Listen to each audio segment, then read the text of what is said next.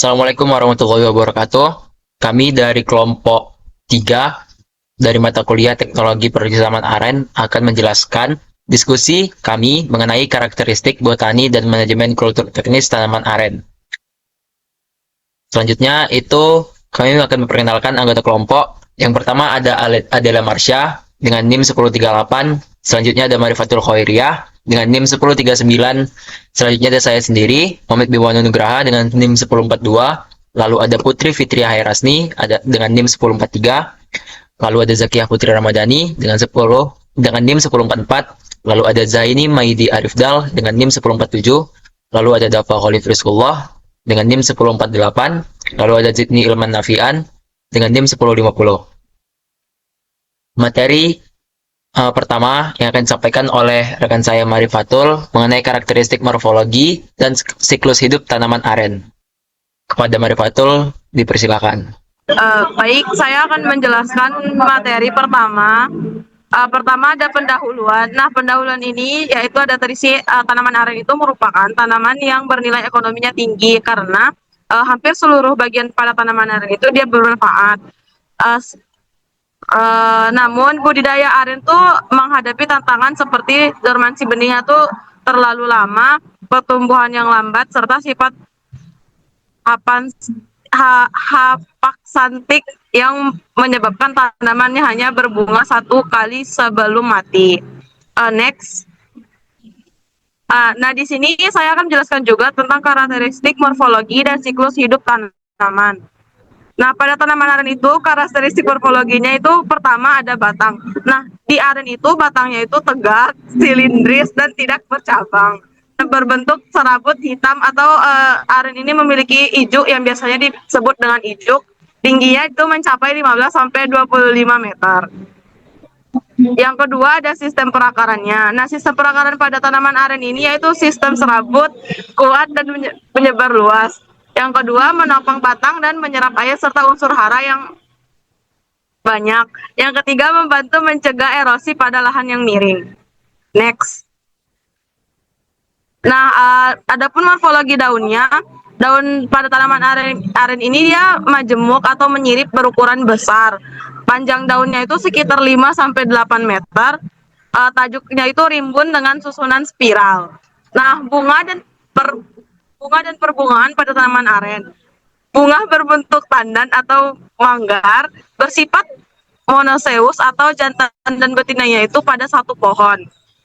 Berbunga berpola basi petal, buah dan biji.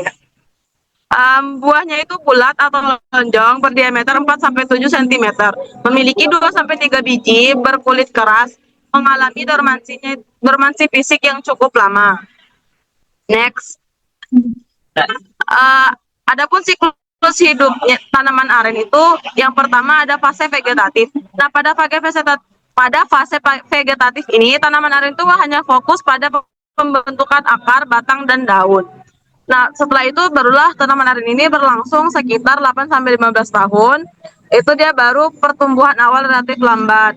Yang kedua fase generatif ya, ini ditandai dengan munculnya bunga pertama pada tanaman aren. Nah, produksi nilainya itu mulai berlangsung pada fase generatif ini. Nah, berakhirnya tuh setelah seluruh tandan tuh selesai berbunga. Next. Sifat hapa santik. Pada tanaman aren ini, tanamannya tuh hanya berbunga satu kali selama hidupnya. Nah, setelah berbunga, pertumbuhan vegetatifnya tuh mulai berhenti. Nah, energi tanaman tuh dialihkan untuk pembentukan bunga dan buah. Terus tanamannya tuh akan mati dan setelah itu reproduksinya tuh selesai. Yang keempat ada pola berbunga. Nah, pembentukannya tuh dimulai dari bagian atas batang dekat pucuk. Terus tandan bunganya tuh muncul dari muncul bertahap ke arah bawah batang. Tandan bagian atas tuh berkembang lebih dahulu dibandingkan yang bawah. Produksi bunga dan nira tuh berlangsung berturut-turut selama beberapa tahun, menjadi tanda tanaman tuh memasuki fase akhir hidupnya. Saya kembalikan ke moderator. Baik, terima kasih kepada Marifatul.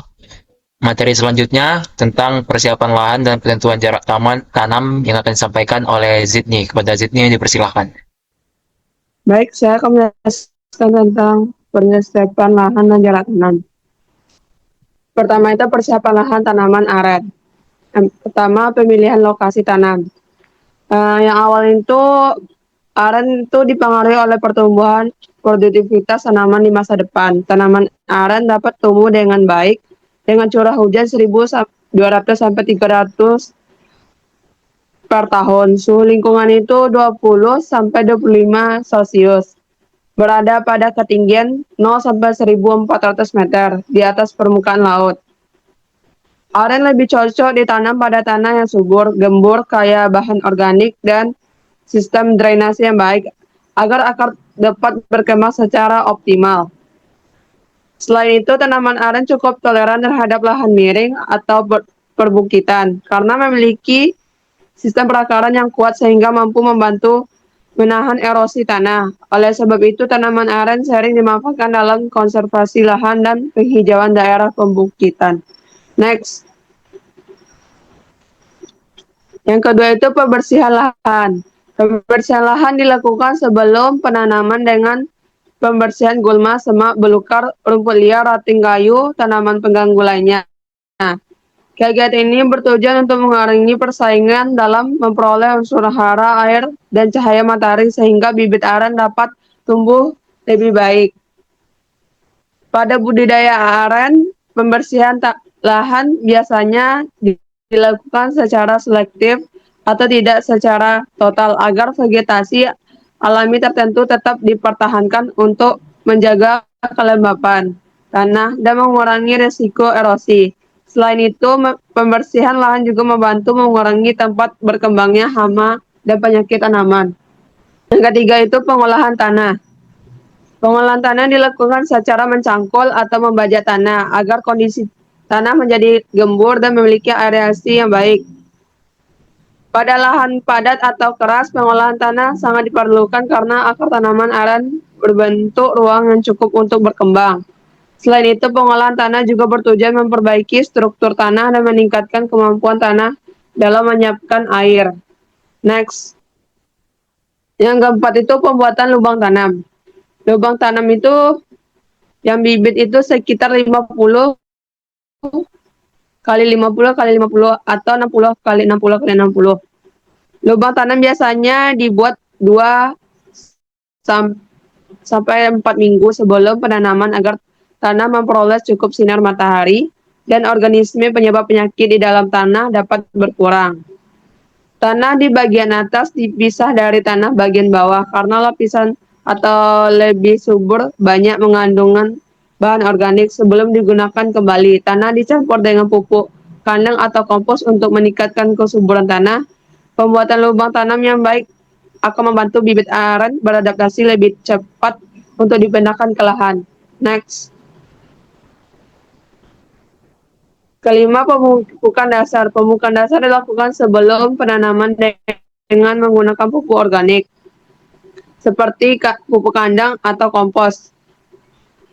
Pemberian pupuk dasar bertujuan untuk menyediakan unsur hara awal bagi pertumbuhan tanaman, memperbaiki struktur tanah, serta meningkatkan aktivitas mikroorganisme di dalam tanah. Next. Yang 6 itu pembuatan drainase. Drainase ini merupakan saluran air yang dibuat untuk mengatur kelebihan air tidak di lahan pertanian pada tanaman aren. Drainase sangat penting terutama di daerah dengan curah hujan tinggi karena genangan air dapat menyebabkan akar membusuk dan pertumbuhan tanaman terganggu. Pada lahan miring, drainase dibuat mengikuti garis kultur untuk mengurangi aliran permukaan dan mencegah erosi tanah.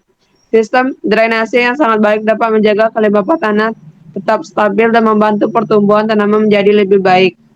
Baik, materi selanjutnya mengenai penentuan jarak tanam.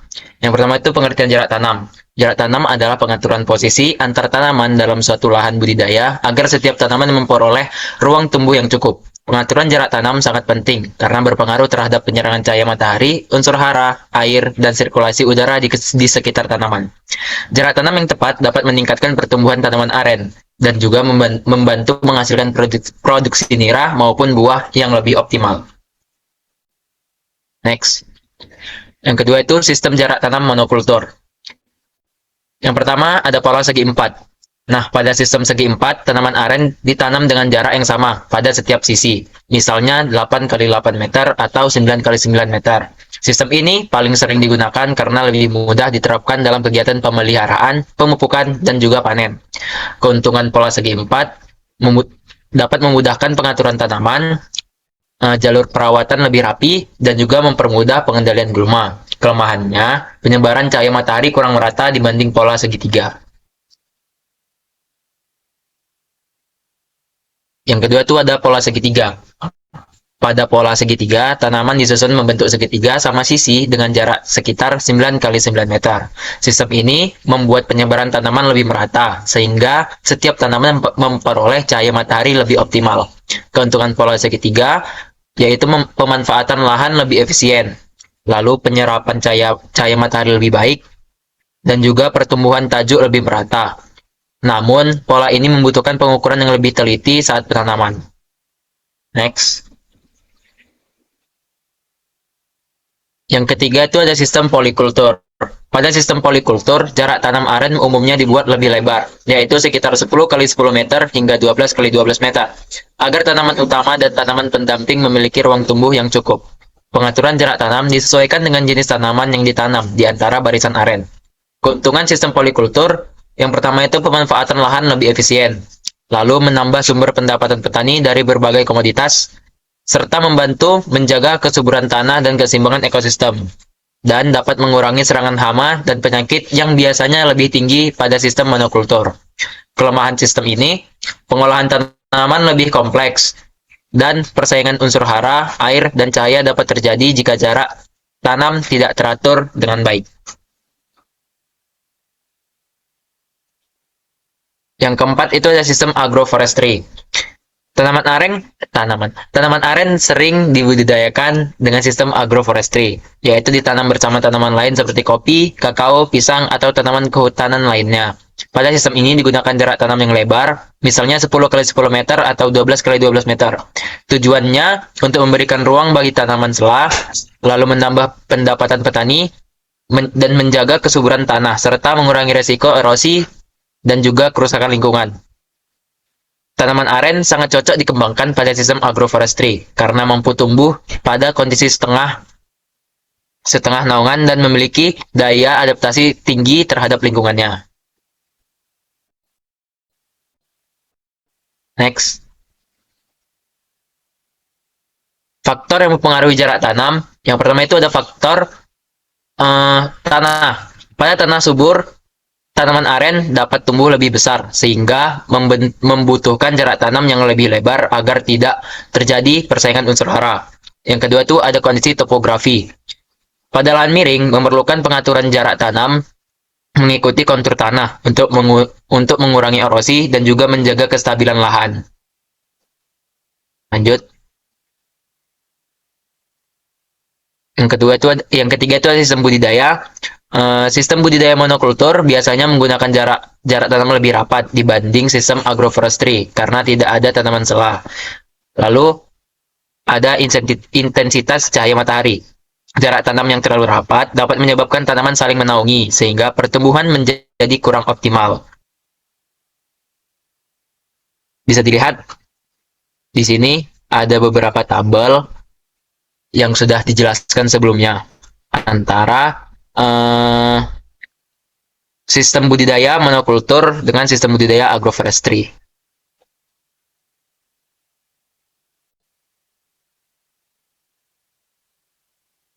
Materi selanjutnya yang akan disampaikan oleh Zakiyah mengenai teknologi pematahan dormansi buatan benih aren. Kepada Zakiyah dipersilakan. Baiklah, sebelumnya terima kasih kepada moderator. Sebelumnya mohon maaf apabila saya kurang kondusif. Nah, baiklah di sini saya akan menjelaskan tentang teknologi pematahan dormansi buatan benih buatan pada benih aren. Next. Nah, benih aren secara alami itu memiliki kulit biji yang sangat tebal dan keras karena dia tuh mengandung lapisan lignin dan tanin yang tinggi. Nah, lapisan ini bersifat impermeabel atau kedap sehingga menghambat masuknya air atau oleh metabolisme perkecambahan.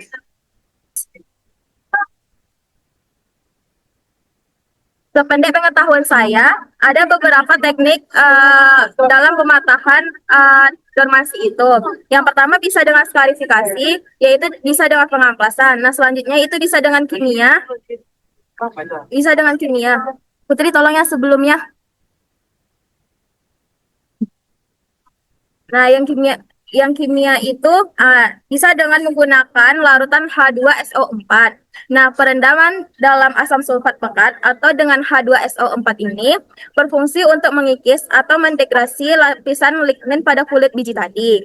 Nah, proses kimiawi ini menggunakan struktur testa sehingga menciptakan akses bagi air untuk masuk ke dalam embrio. Nah, berdasarkan beberapa penelitian, penggunaan H2SO4 ini dengan konsentrasi 75% selama 10 menit terbukti sangat efektif, bahkan mampu menghasilkan persentase perkecambahan hingga 100%. Next. Selanjutnya ada dengan skarifikasi dan perendaman dengan suhu yang berbeda. Nah, ada beberapa hasil penelitian yang menunjukkan bahwa perlakuan skarifikasi 3 kali, yaitu dengan pengamplasan sebelumnya dan kemudian dilanjutkan dengan perendaman benih pada suhu 80 derajat selama 3 menit merupakan metode paling efektif untuk mematahkan dormansi biji aren. Nah, perlakuan ini membantu melunakkan kulit biji sehingga air dan oksigen lebih mudah masuk ke dalam benih dan proses perkecambahan berlangsung lebih cepat serta optimal.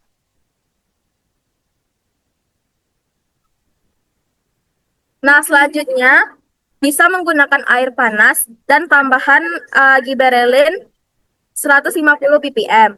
Nah, berdasarkan jurnal penelitian Purba et al. Pada tahun 2014, perlakuan air panas dengan 75 derajat Celcius dan ditambah perendaman dengan giberelin 150 ppm itu bisa digunakan untuk mematahkan dormansi benih aren supaya dia tuh lebih cepat dan lebih banyak berkecambah. Nah, air panas 75 derajat Celcius ini berfungsi melunakkan kulit benih yang keras sehingga air lebih mudah masuk ke dalam benih.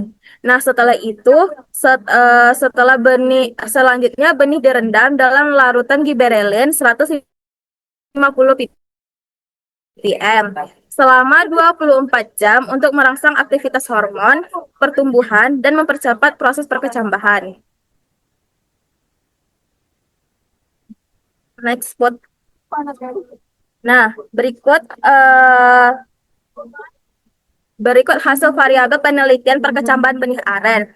Nah, berdasarkan penelitian tersebut, dapat dilihat pada tabel perlakuan terbaik itu bisa terdapat pada T3, yaitu perendaman benih aren dalam air bersuhu 75 derajat Celcius selama 15 menit.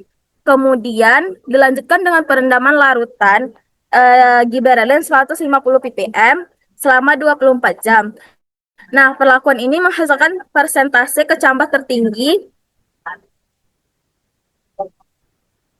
yaitu 69,38 dan 65% dan daya kecambah yaitu 69,38. Nah, serta waktu perkecambahan tercepat yaitu 54,02 hari. Nah, dari hasil ini menunjukkan bahwa kombinasi air panas dan giberelin pada konsentrasi yang tepat dapat membantu mematahkan dormansi benih aren dan mempercepat proses perkecambahan. Sekian, saya kembalikan kepada moderator. Baik, terima kasih kepada Zakia. Selanjutnya materi mengenai manajemen pemeliharaan tanaman aren yang akan disampaikan oleh Putri. Kepada Putri dipersilakan. Baik, terima kasih kepada moderator. Di sini saya akan menjelaskan mengenai manajemen pemeliharaan tanaman aren, vegetatif, dan generatif. Yang pertama itu pada fase vegetatif, yaitu nutrisi kalium K yang dibutuhkan. Berperan dalam aktivasi enzim pembentukan selulosa dan lignin, meningkatkan proses lignifikasi jaringan batang atau sklerenkim, memperkuat struktur dermis batang aren. Dampak agronomisnya yaitu batang lebih kokoh dan keras, tahan terhadap angin dan rebah, lebih tahan terhadap serangan hama penggerek batang, dan mendukung pertumbuhan vegetatif dalam jangka panjang. Yang kedua yaitu yang diperlukan legume cover crops atau LCC menggunakan tanaman kacang seperti Mucuna brassiata, yaitu dengan mekanisme fiksasi nitrogen N2 melalui simbiosis bakteri Rhizobium, menambah nitrogen tersedia di dalam tanah. Fungsi agronomisnya yaitu meningkatkan pertumbuhan daun dan pelepah aren. Yang kedua, memperbaiki kesuburan tanah secara biologis, mengurangi pertumbuhan gulma kompetitor, menekan erosi tanah, menjaga struktur tanah, dan menjaga kelembaban mikro di sekitar perakaran. Yang kedua yaitu manajemen pemeliharaan pada fase generatif. Yang A yaitu penyedapan nira atau mayang jantan. Mayang jantan merupakan sumber utama nira karena aktivitas floem yang tinggi. Perlakuan teknisnya yaitu dengan cara pemukulan ringan pada tangkai mayang, pengayunan sebelum pemotongan. Tujuan fisiologisnya yaitu melancarkan aliran nira dengan mengurangi penyumbatan jaringan atau gumosis. Waktu yang paling optimal pada saat penyadapan nira yaitu saat bunga jantan mulai mekar dan serbuk sari mulai lepas. Hasil yang akan didapati yaitu debit nira yang sangat tinggi dan kualitas gula yang lebih baik. Yang kedua yaitu produksi kolang-kaling atau yang berasal dari mayang betina. Mayang betina dipertahankan untuk produksi buah, bukan untuk yang biasa disadap.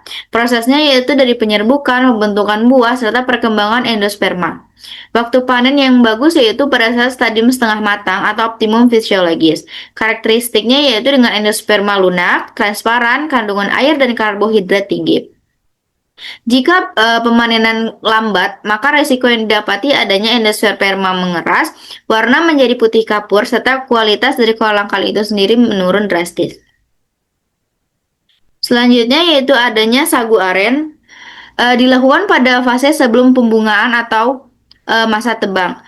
Yaitu memiliki prinsip pati masih tersimpan di batang pada fase vegetatif akhir.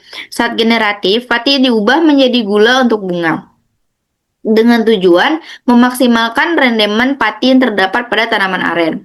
Jika terlambat penebangan pada sagu aren ini adalah kandungan pati akan menurun drastis serta batang menjadi kosong atau berserak. Saya kembalikan ke moderator.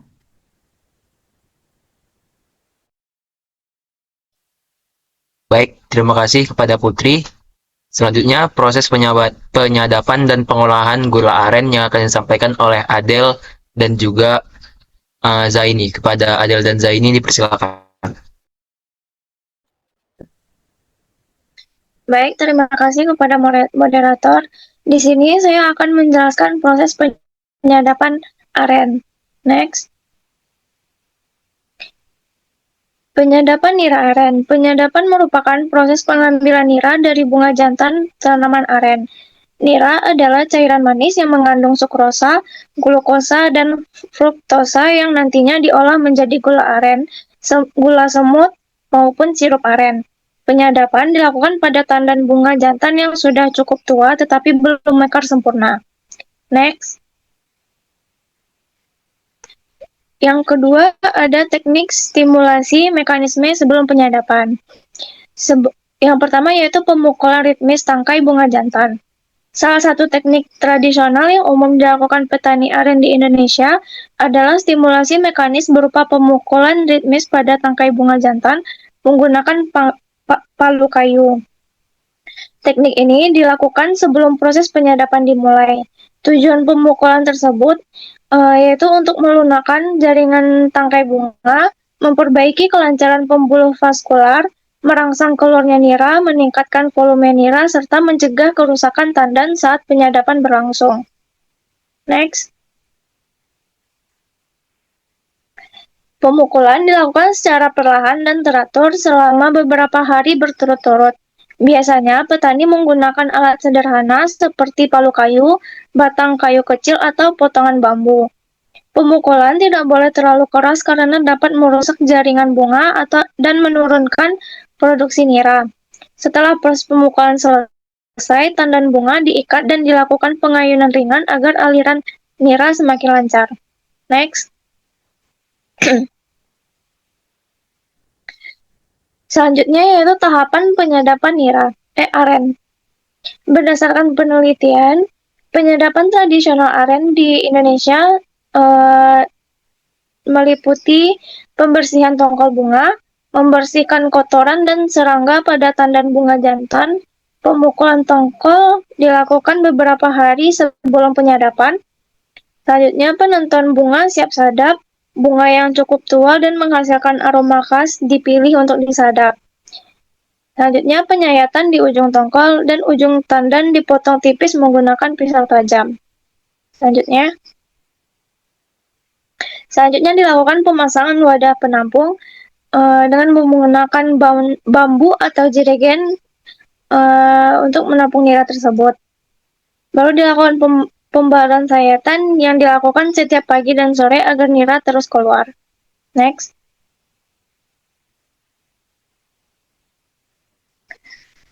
Yang ketiga yaitu ada periode sadap aren. Periode sadap adalah lama waktu tandan bunga jantan menghasilkan nira setelah mulai disadap. Karakteristik periode sadap diantaranya penyadapan dilakukan 2 kali sehari, pagi dan sore. Satu tandan bunga dapat menghasilkan nira selama 2-4 bulan. Produksi optimal biasanya terjadi pada awal hingga pertengahan masa sadap. Selanjutnya yaitu produksi nira dipengaruhi oleh umur tanaman, kesuburan tanah, cuaca, teknik penyadapan, serta pelakuan sebelum sadap. Next. Tanaman aren yang baik dapat menghasilkan 10-20 liter nira per hari, bahkan lebih pada tanaman yang produktif. Nira berkualitas baik memiliki rasa yang manis, aroma khas, warna yang jernih, pH-nya sekitar 6-7, mengandung sukrosa tinggi dan belum mengalami fermentasi. Next. Baik, hanya itu yang bisa saya sampaikan. Dilanjutkan dengan Zahaini. Baik, selanjutnya itu yang keempat, pengolahan nira menjadi produk gula. Proses pembuatannya itu, gula cetak merupakan produk tradisional paling umum dari nira aren. Tahapan pembuatannya itu, yang pertama, nira disaring untuk menghilangkan kotoran. Yang kedua, nira dimasak menggunakan tungku hingga mengental. Yang ketiga, dilakukan pengadukan terus-menerus agar tidak gosong. Yang keempat itu, setelah dikental, cairan dituangkan ke cetakan. Yang kelima, gula didinginkan hingga mengeras. Yang terakhir, produk dikemaskan dan dipasarkan. Karakteristiknya itu berbentuk padat, warna coklat, aroma khas aren, digunakan sebagai pemanis makanan dan minuman tradisional. Next. Yang kelima, sirup aren. Sirup aren merupakan produk cair hasil pemanasan nira hingga mencapai kekentalan tertentu tetapi belum mengkristal.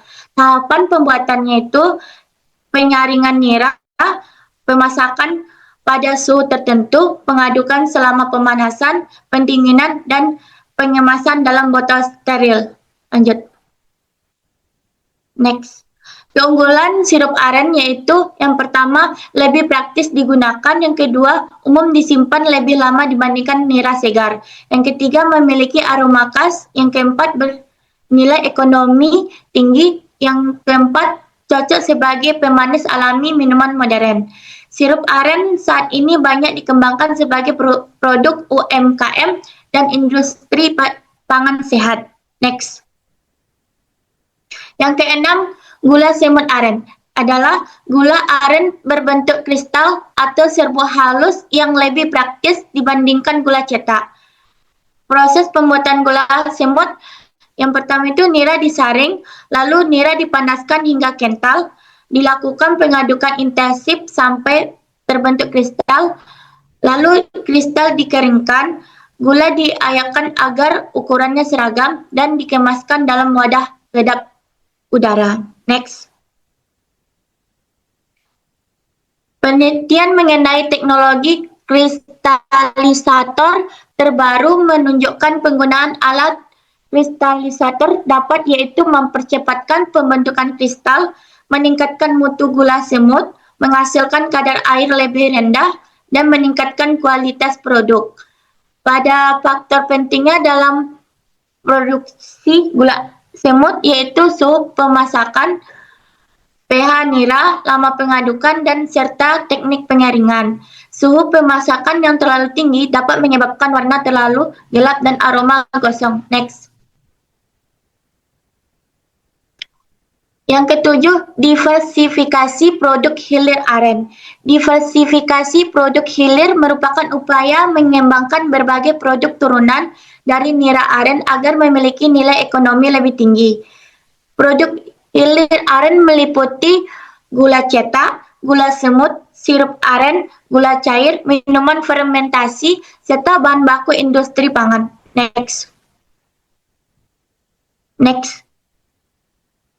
Manfaat diversifikasi yaitu meningkatkan pendapatan petani, memperluaskan pasar, memperpanjang umur simpan, meningkatkan daya saing produk lokal, dan serta membuka peluang ekspor. Gula semut memiliki peluang pasar tinggi karena mudah dikemas, mudah larut, praktis digunakan, dan diminati pasar internasional sebagai pemanis alami. Saya kembalikan kepada moderator. Baik, terima kasih kepada Zaini. Materi selanjutnya yang akan disampaikan oleh Dapa. Kepada Dapa, dipersilakan. Next. Studi kasus monitoring pertumbuhan dan produktivitas tanaman aren di hutan kemasyarakatan Aik Bual, Kabupaten Lombok Tengah. Penelitian ini dilakukan di kawasan hutan kemasyarakatan Aik Bual, Lombok Tengah pada tahun 2019 sampai 2024. Tanaman aren memiliki nilai ekonomi tinggi sebagai penghasil nira, gula aren, kolang-kaling, dan ijo. Terdapat beberapa fase pertumbuhan, yaitu semai, pancang, tiang, dan pohon produktif. Pertumbuhan aren dipengaruhi oleh suhu, curah hujan, dan kesuburan tanah. Tanaman aren ini tumbuh optimal pada suhu 26 sampai 27 derajat Celcius dan tanah endosol yang subur. Batang besar dan tajuk luas menghasilkan produksi nira lebih tinggi. Produksi nira terjadi pada fase generatif tanaman. Setelah fase reproduktif, pertumbuhan vegetatif mulai menurun karena sifat hapak santik. Produktivitas aren dipengaruhi oleh morfologi tanaman, lingkungan, dan fase pertumbuhan. Next.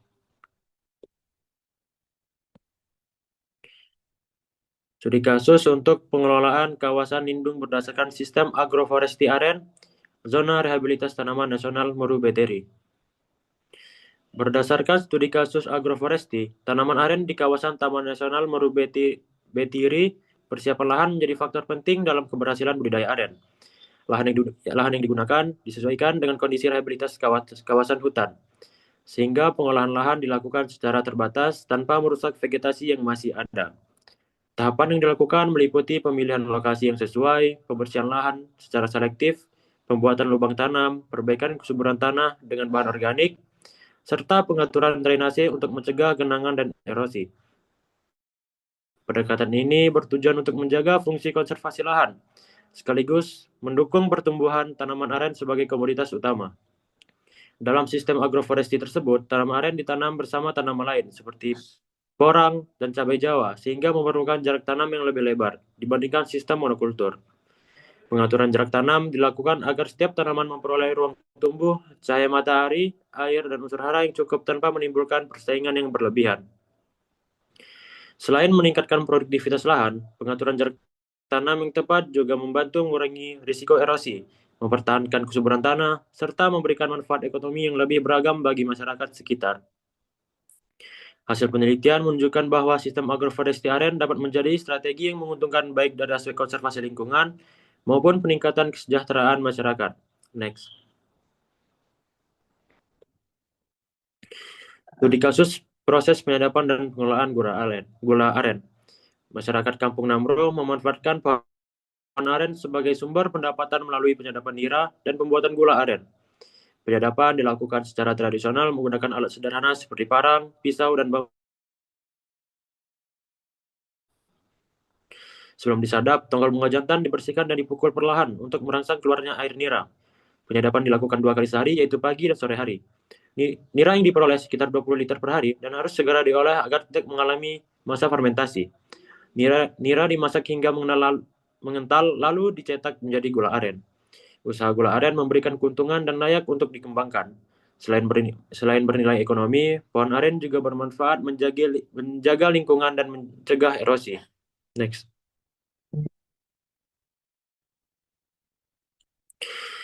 Studi kasus manajemen pemilihan fase vegetatif dan generatif tanaman aren. Sebuah penelitian yang dilakukan di Kecamatan Bukit Barisan, Kabupaten 50 Kota, Sumatera Barat meneliti keragaman fenotipe tanaman aren pada 40 aksesi tanaman yang telah memasuki fase generatif. Penelitian ini bertujuan untuk mengetahui karakter morfologi tanaman aren sebagai dasar pengembangan dan pemulihan tanaman. Hasil penelitian menunjukkan bahwa tanaman aren memiliki potensi ekonomi yang sangat tinggi, karena hampir seluruh bagiannya dapat dimanfaatkan. Pada fase generatif, mayang bunga jantan dimanfaatkan untuk penyerapan nira yang dapat diolah menjadi gula aren, minuman, hingga bioetanol. Sementara itu, bunga betina menghasilkan buah aren yang dapat diolah menjadi kolang-kaling. Penelitian juga menjelaskan bahwa keberhasilan produksi nira dan buah aren dipengaruhi oleh kondisi vegetatif tanaman, seperti kesehatan batang, pelepah, jumlah tandan, dan ukuran batang. Tanaman aren yang tumbuh baik memiliki batang yang kokoh, jumlah daun optimal, dan perkembangan dan bunga yang baik sehingga lebih produktif dalam menghasilkan nira maupun buah.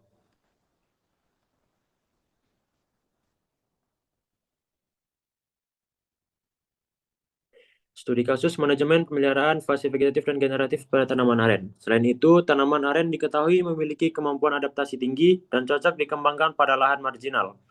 Aren juga berfungsi sebagai tanaman konservasi karena mampu menjaga kestabilan tanah dan air. Oleh sebab itu, pemeliharaan fase vegetatif seperti pemupukan termasuk pemberian unsur kalium sangat penting untuk memperkuat jaringan batang dan mendukung pembentukan bunga pada fase generatif untuk memperkuat batang, pengendalian gulma, menjaga kelembaban tanah, serta konservasi tanah dan air agar pertumbuhan vegetatif optimal. Dari hasil analisis morfologi terhadap 35 karakter tanaman diperoleh tingkat keseragaman sebesar 12-60%. Keragaman tersebut menunjukkan adanya perbedaan karakter antar tanaman aren yang dapat dimanfaatkan dalam pengembangan varietas unggul dengan produktivitas nira dan buah yang lebih baik. Saya kembalikan pada moderator.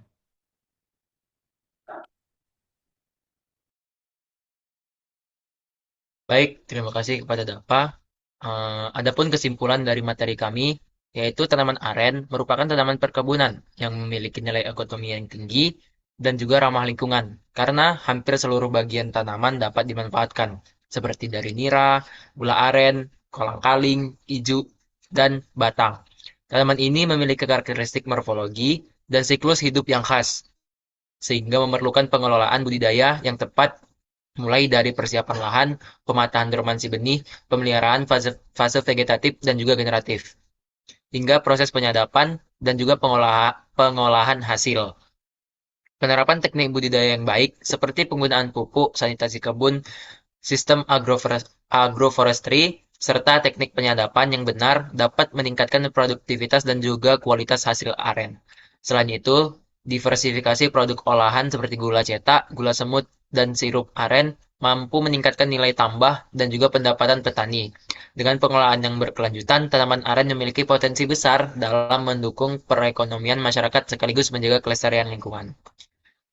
Sekian presentasi yang disampaikan oleh kelompok kami. Jika ada salah kata dan salah perbuatan kami mohon maaf. Wassalamualaikum warahmatullahi wabarakatuh.